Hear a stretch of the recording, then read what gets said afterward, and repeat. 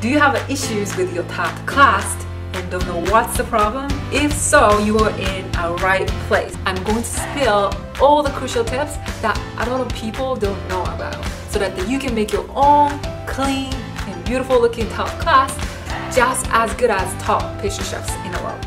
Alright, so first let's start making from the tart dough. I'm going to share my golden recipe that I use for almost anything not savory. So first we're gonna add all the dried ingredients in a bowl. All-purpose flour, almond flour, powdered sugar, and a few pinches of salt. Alright, and give them a good whisk just until they are combined like this. Oh, it's perfect size. Wow. Alright, hot butter. Make sure that your butter is nice and cold. Now we're gonna mix with a pedal until the butter gets into tiny pieces and everything looks like a sand. Mix with low to medium speed so that it's not gonna scatter everywhere. So depending on how cold your ingredients are, this process may take a few minutes to up to like 50 minutes. So just check sometimes and see if it's ready. And one of the great things about this recipe is that you don't need a blind baking, which is, for some recipes you have to lay like parchment paper or foils on top and pour stones or beans or rice and bake first so that the bottom is not going to rise up, and take them out and bake again until they are done. And for this recipe you just have to set in a mold, chill and go. Let's take a look. Perfect. Alright, so take a closer look. What I meant by it looks like a sand is like this. It is really sandy and it almost looks like fine almond flour. You can use a food processor if you like. This will be done in seconds. And this process is called sabrage in French, which means to make sandy. By doing this, your flours are coated with butter all around, which creates such a delicate kind of flaky, light crunchiness for your crust. And beat your egg. Add your egg slowly from the side over mixing and stop right away when it is fully combined. Alright, so take a look. The color is even and you don't see any flowers. That's the sign it's done. And now we're gonna wrap this and roll into a thin rectangle. By making it thin like this, it's gonna chill faster, and also when it's nice and flat, it's just easier to roll later. So this will go in the fridge until the dough is completely chilled, ideally more than a few hours in the fridge. So quickly let me talk about tools you're going to use for tart, because it's very important. It's going to dramatically change the look. So first of all, for tart molds, we have this, the basic, most traditional one. Sometimes they have frills, sometimes they don't. And we have a same one, but the bottom comes off. And then we have tart ring. We have a smaller one like this and a bigger one. I personally use this all the time. And then we have this one. So this is a tart ring, but not the typical one. Secret to this tart ring is there's tiny holes all around. So what they do is that when the tart is baked in the oven, all the airs and steams are going to get released from those tiny holes, and that means that your tart stays nice and flat and looks beautiful. So for regular tart mold like this, you just have to put that on top of a tray and bake. But for tart ring, because they don't have a bottom, if you put this on top of a tray directly, it may stick in the oven, or it's gonna be super greasy. So for tart rings, you have to put something under on top of a tray, and you could use parchment paper, or if you have, you can use sipat. This will create a little bit more flat, a little bit more beautiful bottom than parchment paper. And if you have, or if you are willing to invest, I recommend this even more. This is also made with silicone, but as you can see, it's a mesh. You see lots of holes. So what it does is that, just like I explained with this one, all the airs and steams are going to get released from the holes, and it does the same thing for the bottom. The bottom stays nice and flat and it's not gonna rise up. So That means if you use this one and this one together, it's gonna be a golden combination. It makes such a beautiful, beautiful tart. Alright, enough talking. I'm going to show you exactly how I do with them.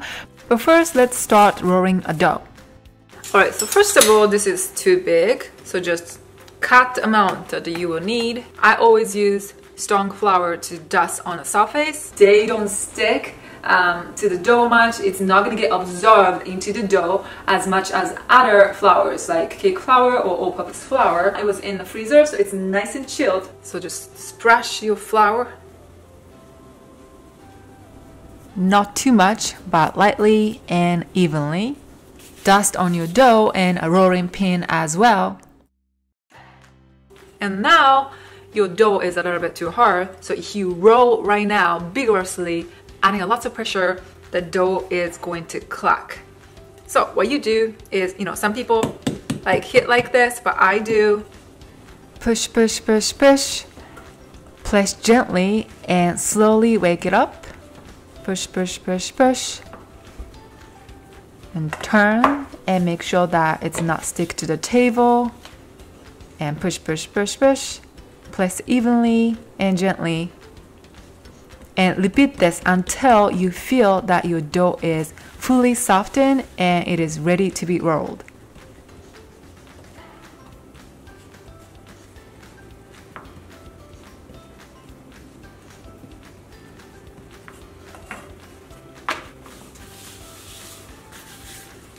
But I always start from the center and roll up, and from the center again and roll down.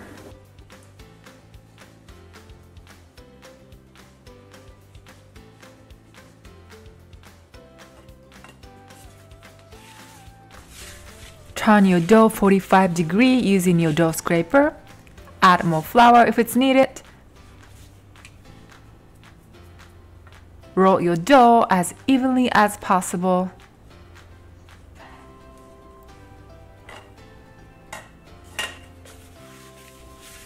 Turn your dough again and repeat the process. Because your hands are warmer, try touching your dough as less as possible. Use your dough scraper as your hand instead.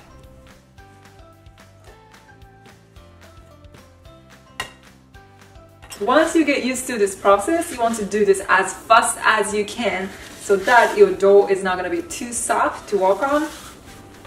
At last, using your dough scraper, check if it's not stick to the surface, and at the same time, I'm checking the thickness of the dough and roll more on any part that is thicker. I personally roll my dough really thin, about 2 mm, which is slightly less than 0.1 inch, because I love the delicate and light crunchiness that thin crust make. You can almost see through your working surface slightly, and for me, that's the way to know if it's a perfect thickness. Alright, now we're gonna start setting them in molds. I'm gonna start from regular pan. Cut your dough with a cookie cutter that's wide enough to cover all around the pan. Drop it in the middle of the pan. Check if it's on the very center using your fingers. And as you turn a pan using your fingers like this, slowly lift the edges up and let them sink on the bottom. Once you feel that the dough is touched to the bottom completely, next using your thumb, press the side and make sure it's fit in the corner. And check the thickness of your dough at the same time. And at last, trim the edges with a petty knife. This will create such a clean surface on top. For this one, because there's no holes on the bottom, if you bake like this, the bottom is gonna start rising up and the bottom of your crust is not gonna look even. So, to avoid that, using your fork, you can put some holes on the bottom. If you have, you can use these special tools, but it's not necessary if you don't have, just use your fork. For a larger pan, I drape it over in the middle of a pan and I quickly lift the edges in like this because the dough can cut off easily due to the heaviness. After that, I make sure the dough is touched to the bottom, and next fold the dough like this and make sure it's fit in the corner.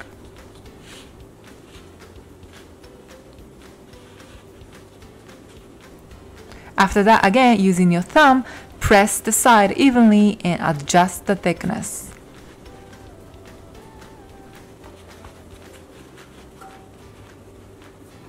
Trim the edges. And poke with fork.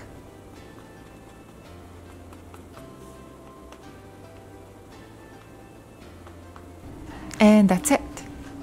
Alright, let's move on to tart rings. Dust your flour on the bottom of your ring so that the dough is not gonna stick.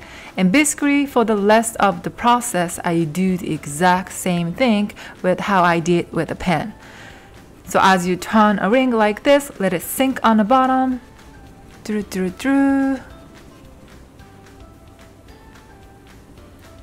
And push with the thumb to check the thickness like this. I personally like to use both thumbs like this. Trim the edges. And done. For a large ring, again, dust flour on the bottom of your ring. And for the rest, I do the exact same thing with a larger pan like I did earlier. So quickly lift the edges in and make sure the dough is touched to the bottom. And next, fold the dough like this and make sure it's fit in a corner. And after that, using your thumb, press the side.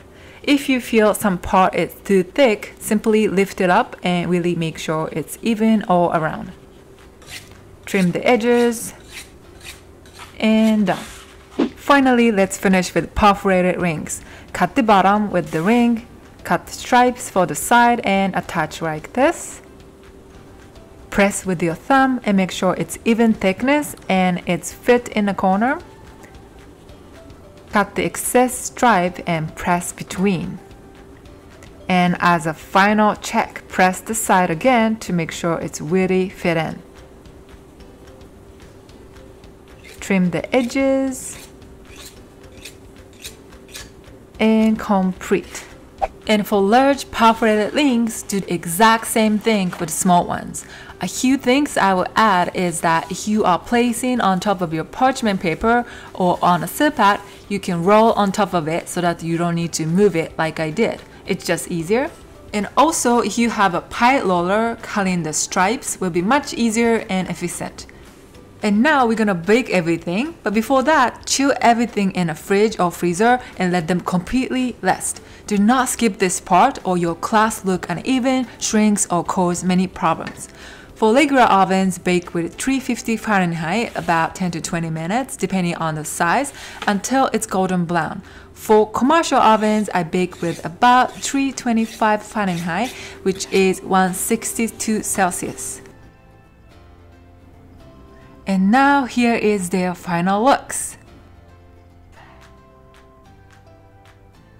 The ones with regular pans has tiny air bubbles or holes here and there, but overall it doesn't look obvious at all and looks pretty good. The ones with the regular rings looks pretty close to perfection, I think. I personally really like it.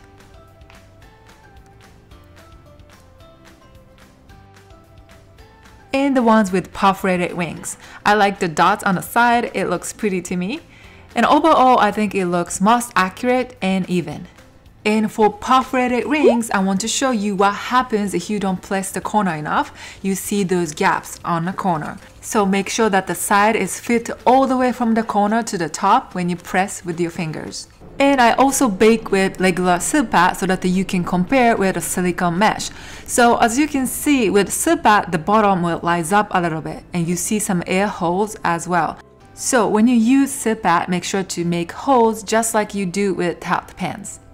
I baked them together just because it's easier on the same tray, but obviously I just wanted to let you know that I took those out a little earlier so that it's not gonna get burnt.